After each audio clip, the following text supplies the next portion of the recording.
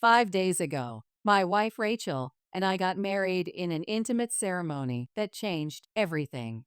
I take a deep breath, trying to organize my thoughts as I type this. The weight of recent events sits heavy in my chest, a familiar pressure I've carried since childhood. My fingers hover over the keyboard in my home office, surrounded by the gentle hum of computer servers, a sound that's always brought me more comfort than my own family's voices. As an IT manager, I'm used to solving problems, debugging systems, but family issues aren't as easily fixed as broken code. Our wedding was supposed to be a small gathering, just family and our closest friends at Rachel's aunt's beautiful garden venue.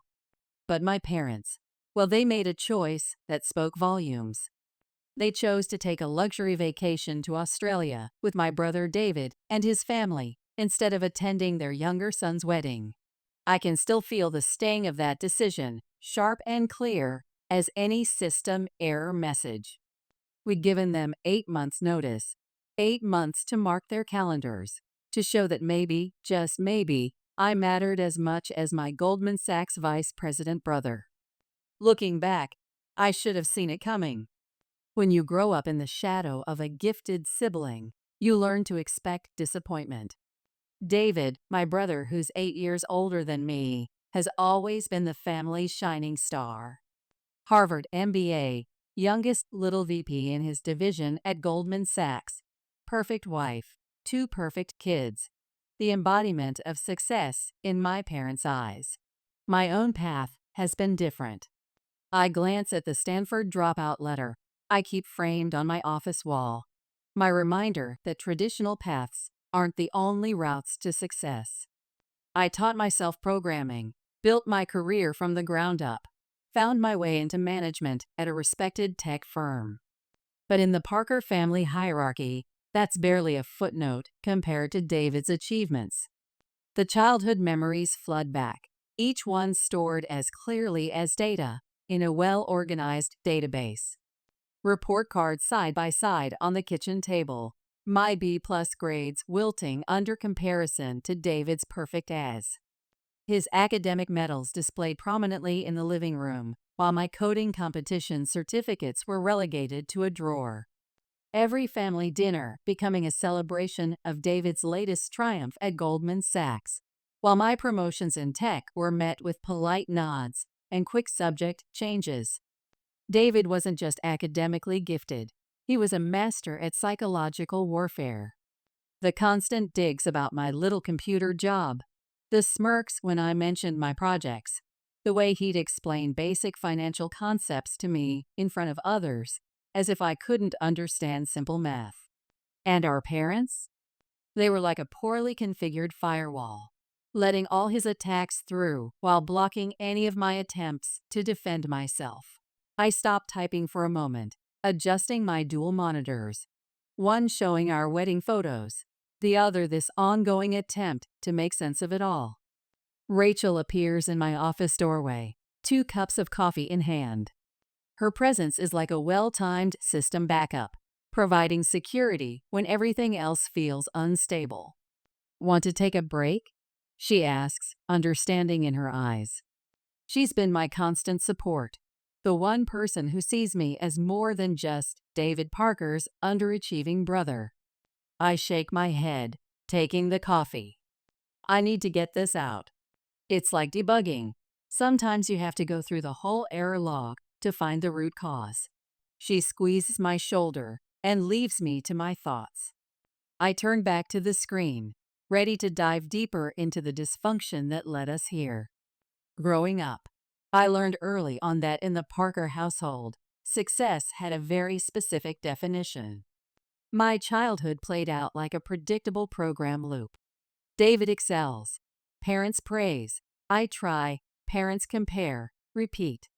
High school was when everything really started to break down. I couldn't match David's perfect academic record, so I started creating my own kind of trouble.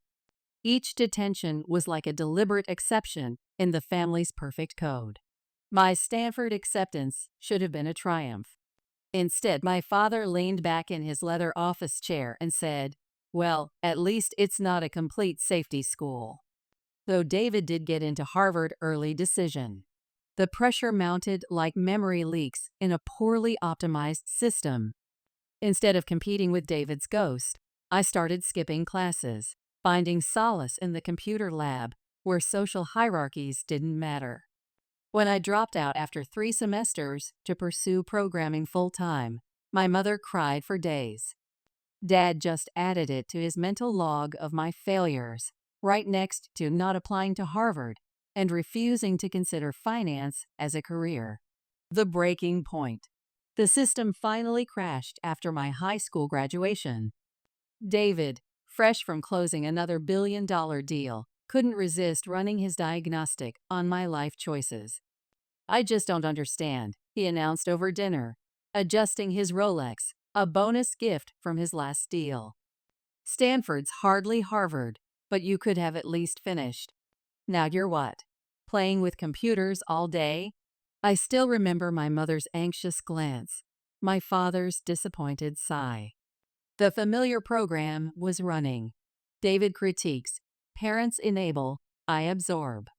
But something in my code had changed. Years of suppressed anger breached my firewall. "At least I don't need daddy's connections to get ahead," I shot back, watching his perfect composure glitch. The fight that followed wasn't pretty. Designer watches and graduation caps forgotten as years of resentment spilled out in our parents' immaculate driveway. Security cameras probably caught every moment.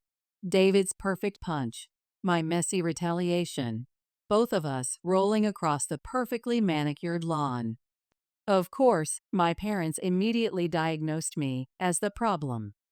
Their Harvard MBA son couldn't possibly be at fault. I was the one with a history of behavioral issues, after all. The one who dropped out of Stanford to play with computers instead of following the family script. The next few weeks were like a system in low-power mode. Minimal communication, essential functions only.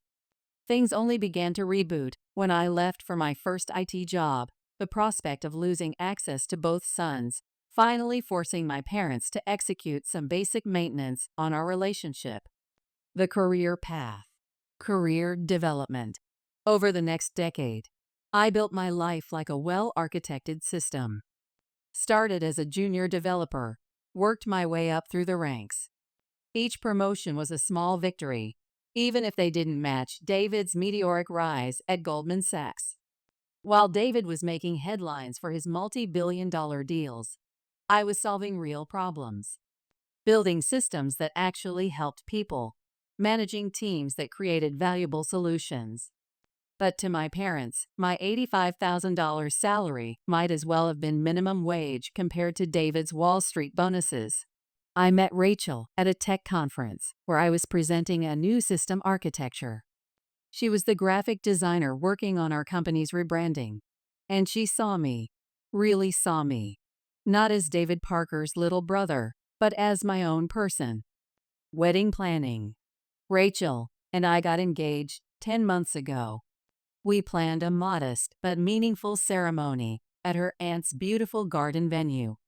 The budget wasn't Goldman Sachs level, but it was ours, earned through honest work. I sent the save the date notifications through WhatsApp 8 months in advance. David's response was a photo of his family in the Maldives.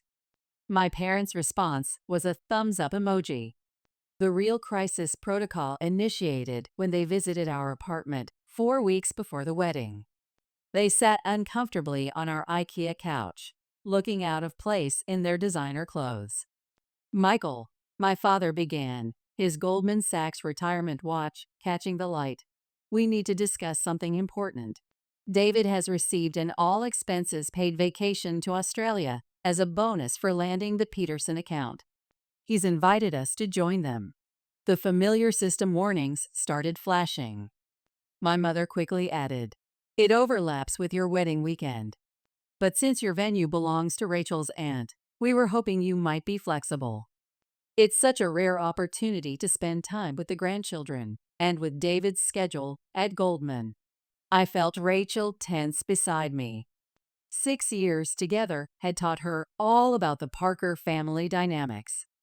"When did David plan this?" I asked, my voice as neutral as a clean code review. "Just 3 days ago," my father replied, checking his Patek Philippe. "He's already arranged everything. You understand, don't you? Your brother's schedule is quite demanding." The decision point. The old code would have thrown an exception. Anger, argument, another family system crash. But years of debugging toxic relationships had taught me better error handling. "Of course," I said, my voice as smooth as optimized code. "I understand completely." They left looking relieved, completely missing the terminal command I'd just initiated. Rachel waited until their Mercedes disappeared down our street. "We're not postponing, are we?" "No," I replied, already mentally refactoring our wedding plans. "It's time to implement a permanent solution to this recursive problem." The wedding day. The morning of our wedding dawned clear and bright. I woke up early, checking our systems one last time, both digital and emotional. The garden looked perfect. Rachel's aunt had transformed it into something magical with fairy lights and cherry blossoms. Our true friends filled every seat. No conspicuous gaps.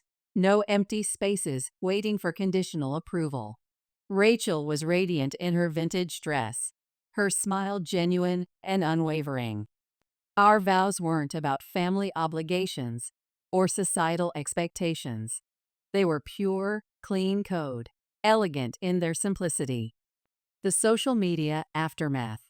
That evening, I executed the final part of our protocol. Posted a carefully curated selection of wedding photos on social media. Rachel and me under the cherry blossoms. Our first dance beneath the fairy lights. Intimate moments with friends who'd become family. The response was immediate. My phone lit up like a server during peak load. First texts, then calls from my parents. I implemented a strict filtering system, sending them straight to voicemail. This was our wedding day, and their drama didn't have priority access. The morning after. The next morning, over coffee in our kitchen, I finally reviewed their messages. My mother's texts escalated from confusion to anger. "How could you do this to us?" "Everyone's asking questions." "The Hendersons saw your photos. Do you have any idea how embarrassing this is?" My father was more direct. "Your mother is devastated. This isn't the son we raised." The confrontation call. Rachel sat beside me as I initiated the call, her hand steady on my arm, my personal fail-safe system. I put the phone on speaker, letting the drama play out in our shared space. "How dare you?" My mother's voice crackled through the speaker. "Everyone in the family is shocked. They all assumed we'd be there. You've made us look terrible." I responded with carefully controlled parameters. "You chose a luxury vacation with your preferred son over my wedding." I simply proceeded with my life instead of waiting for your conditional approval. "We would have declined David's invitation if you'd been honest," my father interjected. "Instead, you played games and now act like the victim." "Your brother had no idea about the wedding," my mother added. "We hadn't even told him. He invited us without any ulterior motives. But their story had too many inconsistencies, like buggy code that wouldn't compile." The return from vacation. A week after our wedding, my parents appeared at our apartment still carrying their designer luggage from the airport. "We came straight here," my mother announced, tears already streaming. "This isn't how family treats each other." I looked at their Australian tans, their luxury resort branded bags. "No, it isn't. Like choosing a 5-star vacation over your son's wedding." The ambush dinner. The situation reached critical mass when they orchestrated an ambush dinner. Walking into their house, I found David and his perfect family arranged like a corporate annual report cover photo. "This needs to end," my mother declared. "We're fixing this tonight. But for once, David broke from his usual execution path. He stood up, Armani suit creasing slightly. "I didn't agree to this manipulation," he said, then turned to me. "They knew about your wedding when I planned the Australia trip. I knew too." The system froze as he continued. "I had a major client deal coming up. Needed the vacation before it. Wasn't about ruining your wedding. But they made their choice. They always do." The final commit. The truth crashed through like a fatal error. Our parents had manipulated both of us, lying and gaslighting to maintain their preferred narrative. "We're done," I said, my voice carrying the finality of a terminal command. "No more family dinners, no more holidays, no more second chances." Rachel and I walked out, leaving my mother's tears and father's protests behind like deprecated code. In our car, I pulled up our honeymoon booking site. "Ready to implement that schedule change?" Rachel asked. I was already clicking confirm. Epilogue. Sometimes the only way to fix a corrupted system is to perform a clean installation. Rachel and I are running our own program now, free from the Parker family's legacy code. My parents' numbers remain blocked, their emails filtered to spam. David's revelation was unexpected but irrelevant to our new architecture. The family's guilt-edged narrative continues without us. David's Wall Street triumphs, my parents' social circuit, their luxury vacations. But our simpler, cleaner code is running perfectly fine. Some systems aren't meant to be patched. They need to be replaced entirely. Rachel and I are building something new, one line of code at a time. I've learned that family isn't about Harvard degrees or Goldman Sachs bonuses. It's about the people who see your worth without needing to compare your market value. Our apartment might not be a Manhattan penthouse, but it's bug-free. And sometimes, that's all the optimization you need.